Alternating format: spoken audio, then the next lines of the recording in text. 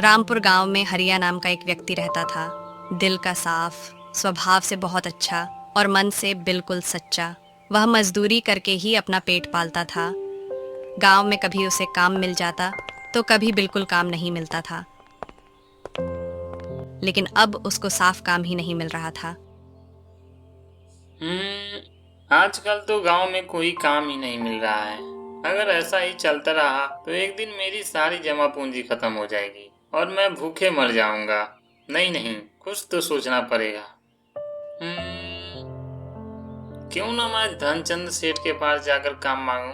वे गांव के सबसे अमीर इंसान हैं। उन्हें जरूर किसी नौकर चाकर की जरूरत होगी। हाँ, वहीं चलता हूँ।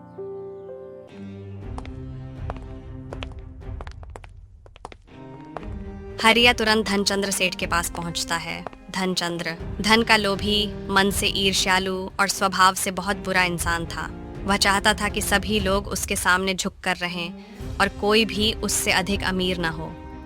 धनचंद सेठ जी, मुझे काम की बहुत जरूरत है। कृपया मुझे काम पर रख लीजिए। मुझे सारे काम आते हैं। घर में झाड़ू पोछा से लेकर खेत में मजदूरी करने तक सारा काम कर लेता हूँ।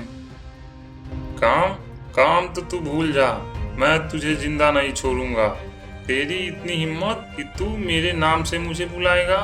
ए बोलू ढोलू, कहाँ हो रे? जल्दी आओ और इसे इतना मारो कि इसका होश ठिकाने आ जाए। माफ कर दीजिए सेठ जी, गलती से आपका नाम ले लिया। मैंने आपको अपमानित करने के लिए आपका नाम नहीं लिया, लेकिन फिर भी आगे से मैं ऐसी गलती कभी नहीं करूँगा। इस बार छोड़ दे रहा हूँ, लेकिन तूने ऐसी गलती दोबारा की तो तेरे साथ बहुत बुरा होगा। अब चला जा यहाँ से। यहाँ तुझे कोई काम नहीं मिलेगा। हरिया उदास मन और भारी कलेजे के साथ वापस घर चला जाता है। उसे धनचंद्र सेठ से ऐसी उम्मीद नहीं थी। धनचंद्र सेठ की बातों ने उसे अंदर से झकझोर दिया था। आखिर सेठ जी ने मुझे इतना क्यों सुनाया? मैंने तो बस उनका नाम लिया था और मेरा कोई उद्देश्य नहीं था। अब तो मुझे गांव में भी कोई काम नहीं देगा, क्योंकि सभी धनचंद सेठ से डरते हैं और मुझे काम देकर कोई सेठ जी से दुश्मनी मोल नहीं लेगा। अब मुझे शहर जाकर ही कुछ काम ढूंढना होगा, नहीं तो मेरे खाने तक को भी लाले पड़ जाएंगे। अगली सुबह हरिया दोपहर का भोजन लेकर शहर चल देता है। शहर का रास्ता एक घने जंगल से होकर जाता था, जिसमें बहुत खतरनाक जानवर रहते थे। कई बार जंगली जानवर यात्रियों का जंगल में ही काम तमाम कर देते थे, लेकिन फिर भी हरिया शहर अकेले ही जा रहा था।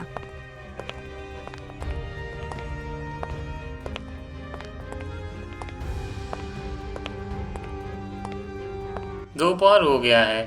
थोड़ी देर यहीं रुक जाता हूँ, फिर भोजन करके यहाँ से शहर के लिए निकल जाऊंगा। हरिया भोजन शुरू करने ही वाला था, तभी उसे झाड़ियों के पीछे से आवाज सुनाई दी। वह डर गया कि कहीं कोई जंगली जानवर तो नहीं आ गया, लेकिन जब उसने वहां देखा तो वह हैरान रह गया। वहां एक साधु बाबा मूर्छित होकर गिरे हुए थे। हरिया तुरंत उन्हें उठाता है। उठिए बाबा, उठिए उठिए। आप ठीक तो हैं? आपको क्या हुआ है? साधु बाबा उठते हैं। बेटा, मैंने कई दिनों से कुछ खाया और पिया नहीं है, इसलिए मैं मूर्छित हो गया था। साधु बाबा की बातें सुनकर हरिया को बहुत दया आई और उसने अपना सारा भोजन साधु बाबा को दे दिया। साधु बाबा ने बड़े चाव से वह भोजन खाया। बेटा, तुमने अपना सारा भोजन मुझे दे दिया, बिना किसी लालच या फायदे के। केवल एक असहाय व्यक्ति की मदद करने के लिए तुमने मुझे अपना भोजन खिला दिया, इसलिए मैं तुम्हें इसके बदले में अपना जादुई हिरन देता हूँ।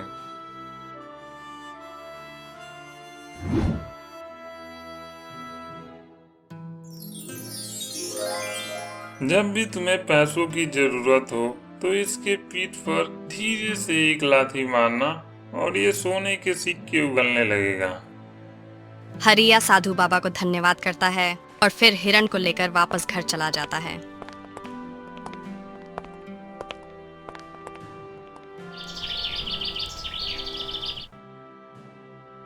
मैं साधु बाबा की बातों पर विश्वास कर इस हिरन को तो ले आया, लेकिन क्या ये सच में सोने के सिक्के उगलता है? एक बार ट्राई करता हूँ।